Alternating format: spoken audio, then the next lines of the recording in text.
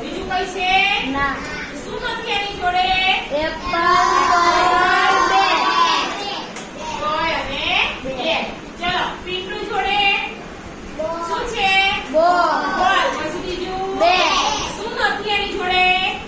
Apple Apple અને બોલ. ચલો હેપી જોડે બોલ. શું છે? બોલ છે, એપલ છે અને ટોય છે. શું નથી? બે. જો ઉદાહરણમાં તમને આપ્યું છે જય હેઝ અ બોલ. પછી બીજું વાક્ય બનાવો તો કયું બનશે? જય હેઝ અ ટોય. ટોય. પછી બીજું જય હેઝ અ બેન. yes, સરસ. ચલો શું નથી એની જોડે? Apple. તો he does not have an apple.